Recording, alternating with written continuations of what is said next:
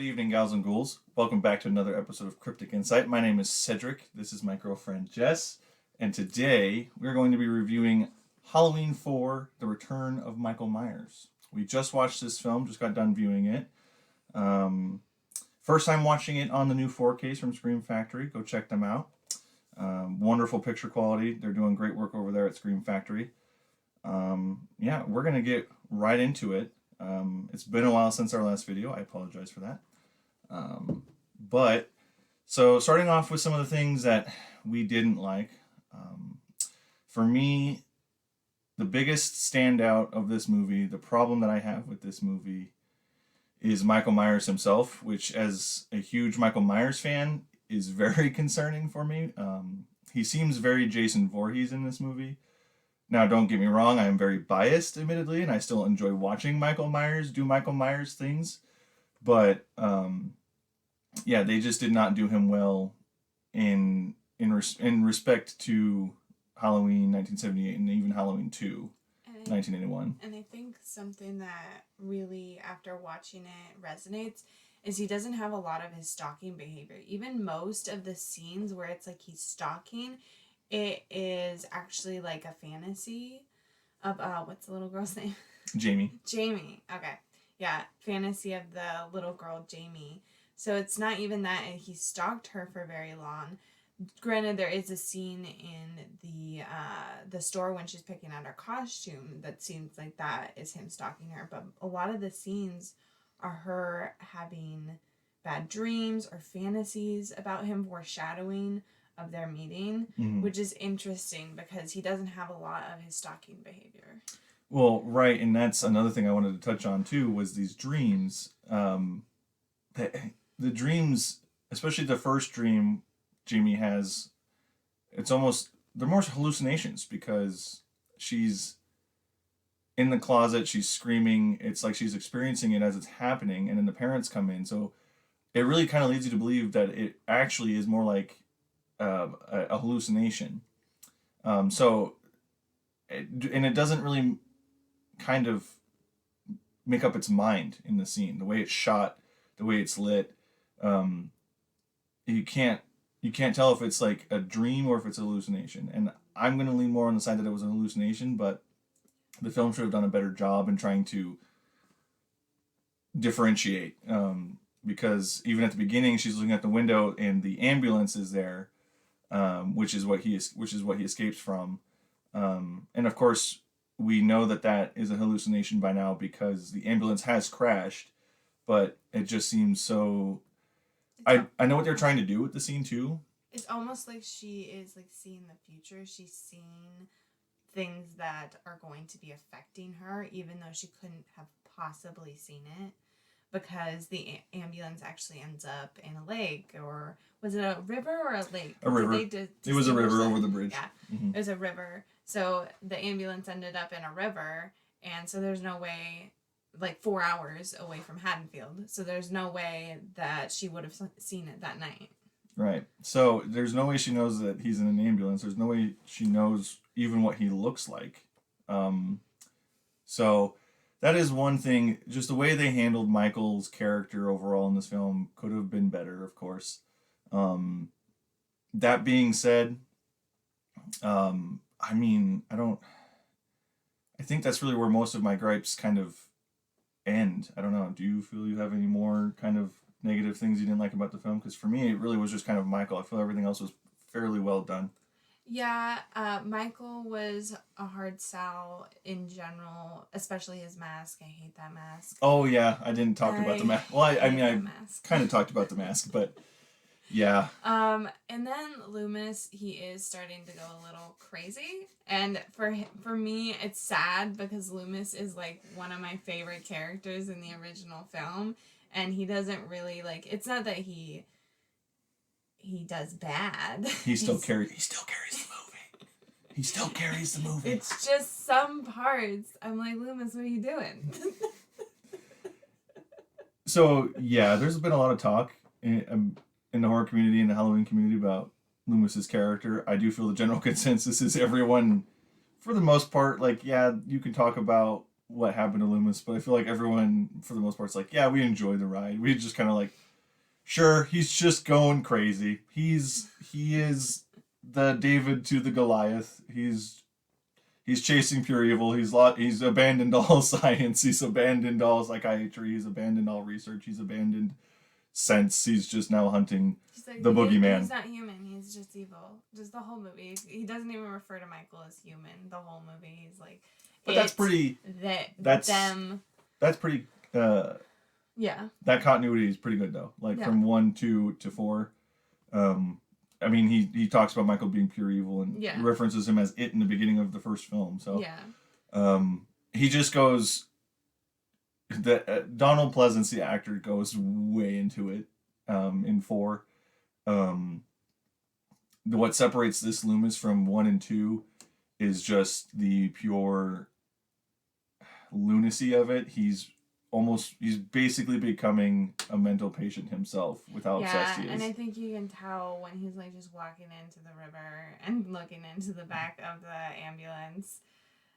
Just contaminating the entire crime scene. Why not? Well, and that's what I was saying is he's David to Michael, who is Goliath. They're forever linked. They are one and the same. They are, as the teacher in the first film says in Laurie's lectures, fate. They are fated together. So, I mean, and as we all know, after 6, with the unfortunate passing of Donald Pleasance, the movies really suffer without him.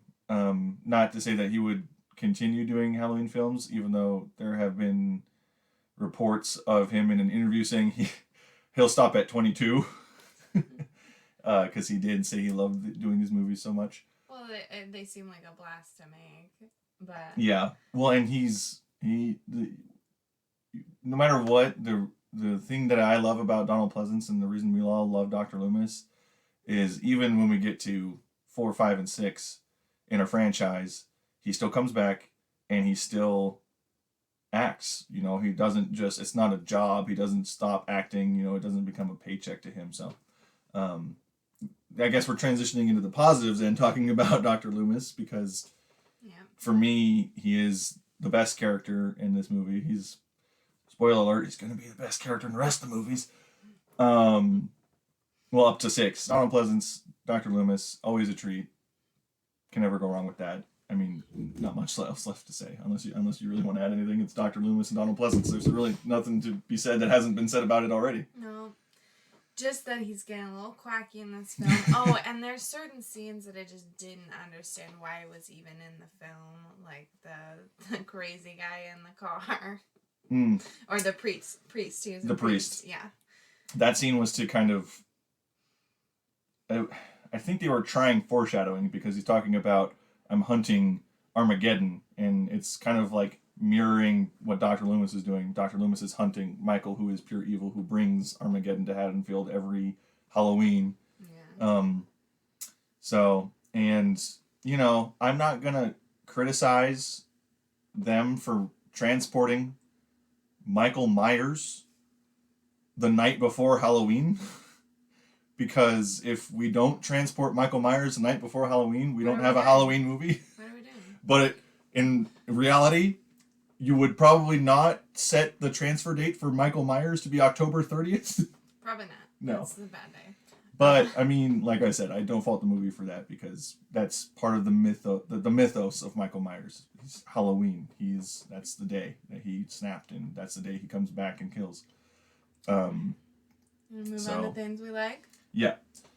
So, of course, we talked about Donald Pleasance. We'll move on, but he's a positive. And then the rest of the movie, outside of really what they fucked up with Michael, is great. The actors are really, they're solid. I'm not going to say they're like amazing actors or anything, but I will say that their performances are great. Like, they're just solid. Rachel, the sister of Jamie, I know they're not actually sisters, but I can't remember the term off the top of my head right now. She's a foster sister. Foster sibling. Okay, yeah. Yeah. So, Because that's the scene in the beginning where she's like, "Do you love me?" And she's like, "Of course I love you." Oh right, yeah, we're foster sister, my foster sister Jamie, right? Okay. Yeah. So yeah, Rachel's really good. She's a really good final girl. The actress did wonderfully.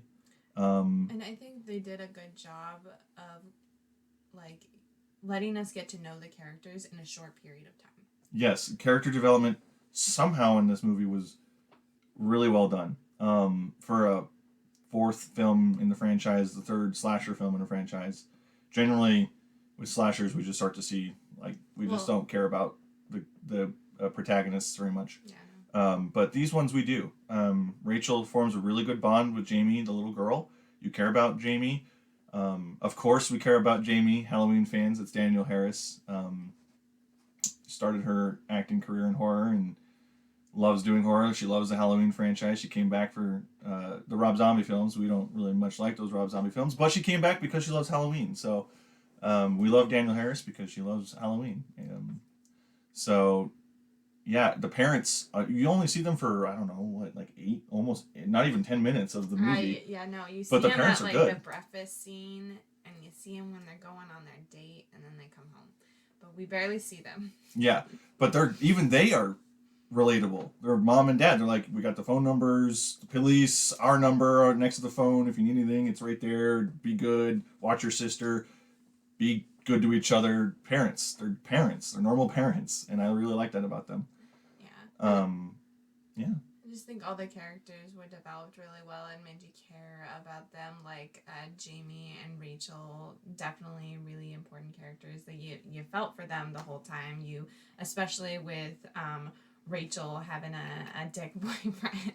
Yes. Who, because she canceled a date, decided to just go off and hook up with another girl. Like. But even Brady. Yeah, no. Is a good dickhead. Yeah. And God, I can never remember the girl's name that he cheats on Rachel with. But Sheriff Meek's daughter, she's also a good hateable character. Like, she was written well. Like, you're like, I do not like her, but you at the same time you still didn't really want to see her die. So, and hers is the most unrealistic kill of the whole movie. Yes, as we mentioned, just they really Jason Voorhees Michael in this one with the shotgun pinning kill. And the basically tearing off that dude's head, or at least starting to, while he's also holding on to a truck that's going what looks like at least 60 miles an hour. Yeah, and it's not unlike his original scene in Halloween 1 where he stabs the knife into the guy and he hangs on the wall. But it's just so dramatic, and everyone says how that scene's so unrealistic with the knife. With a shotgun where there's a huge hole in the back of the door, yeah, she's gonna hang there. And her arms go up from the force. Of course, she's like limp when Rachel finds her. Yeah. But, and then of course we've got the mob.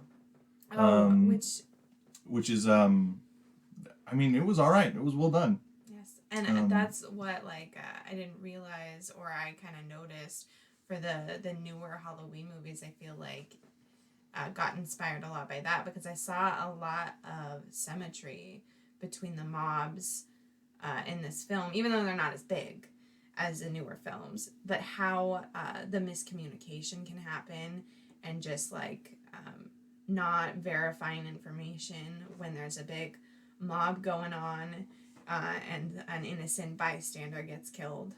Yep. And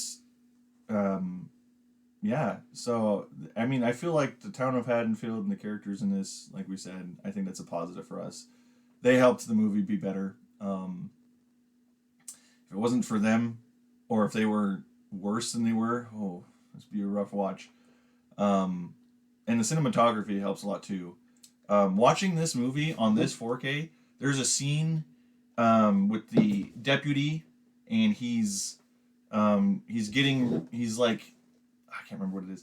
He's going to the front door for whatever reason, and off to the side we see behind us Michael in the distance. He's going to the front door after the person was killed because he heard on the radio down in the basement. So he's going. His deputy's sitting by the front door, and he's like, "Do you think it's a good idea to leave?" And then the deputy's locking the door behind him. The deputy turns around, and we see Michael's mask fade in and out, like the old trick they did when Michael was appearing from the shadows behind Laurie in the first film. Yeah. So that was a good callback too. And in 4K you can see this so much better. It was so awesome. And it was like, I have an older DVD copy, and you can barely see it. Like, it's still there and you can notice it and it's nice, but it's like, this is so much more sharp. It's insane. So I mean, that's kind of the thing too with these 4Ks that I will say. I mean, watch this movie however you can. In my opinion, it's a good watch. But God, you can see so much more with these new 4Ks by Scream Factory. Go ahead, they're not a sponsor. Just go check them out. They just do good work for horror fans. So restoring old movies. And I think one of our favorite parts of the film we talked about earlier is the ending. And how they did a huge homage. Actually, through the whole thing, they did kind of an homage to the original film with Jamie being in a clown costume, like Michael was. And when he was 6. When he was 6, yeah. When he snapped and killed his sister, So, yes. Good parallel. Yes. And the ending is, when Loomis, that, I know he's kooky, and I know we talked about that, but Donald Pleasance in that ending scene was so, I mean, I can't, like, I think it'd be fun to try and act. Like, maybe we, a little hint at something. Maybe we might try to, like, make our own little fan film sometime down the road. Maybe we'll try that. But, I mean, just thinking about trying anything like that, acting, and, like, being told that I have to basically break down when looking at this little girl who just stabbed someone. Yeah. And he does that so well. Just to kind of go over, like, the end scene a little bit, like, with her putting on the mask, and it's from her point of view, just like in the original Through film, the eye holes of the mask. Like, through the mask, and then she picks up scissors, and then all you hear is the mom scream. Yep. And then she's just at the top of the stairs, holding the scissors, just like staring off into space. And Loomis like points a gun at her, and the doesn't sheriff, hesitate. Sheriff runs over to knocks stop. the gun out, and then the sheriff does grab the gun and point it up, not realizing what he's pointing it at, and he's like, "Oh," but so that ending, the ending is really great. I mean, overall, I'm going to probably give this one, I'm going to have to give it 4 tombstones out of 5. I'm going to give it 3 out of 5. I think it's a really good film. I just don't think it's amazing film. Well, and that's our thoughts on Halloween 4, The Return of Michael Myers, guys. If you liked this episode, please comment down below. If you didn't, comment down below. Just don't be dicks about it. That's the beauty of, I mean, the horror communities, I feel better than most about leaving feedback on other people's opinions, because we all just love horror. We know that horror is big and branching and has something for everyone. And so, just don't be a dick in the comments to each other. Leave comments down below. Tell us what you think. And we will catch you next time for our review of Halloween 5, The Revenge of Michael Myers. Stay creepy, everyone. Thank you.